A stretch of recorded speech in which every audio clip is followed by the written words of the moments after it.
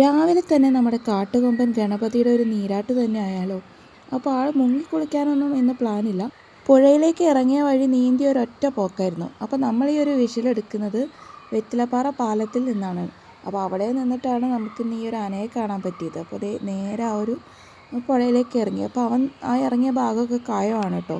അപ്പോൾ ദേ അവൻ ഇറങ്ങിയ വഴി തന്നെ നീന്താൻ തുടങ്ങുകയാണ്. അവിടെ നിൽക്കാനുള്ളൊരു സ്പേസ് ഒന്നും ഇല്ലാന്ന് തോന്നുന്നു. അപ്പോൾ അതുകൊണ്ട് തന്നെ അവൻ വേഗം നീന്തി അപ്പുറത്തെ ഭാഗത്തേക്ക് പോയിക്കൊണ്ടിരിക്കുകയാണ്.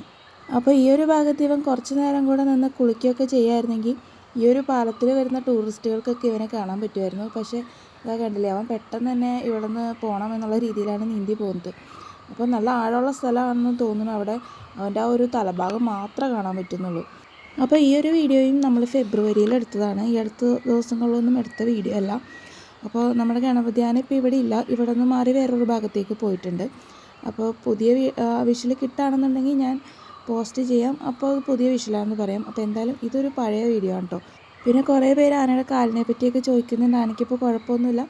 നമ്മൾ ലാസ്റ്റ് ടൈം ഇട്ട വീഡിയോ ഒക്കെ നോക്കിയാലും മനസ്സിലാവും ആന നടന്നു പോകുമ്പോൾ എനിക്ക് വലിയ പ്രശ്നങ്ങളൊന്നും ഇല്ല എന്നുള്ളത്.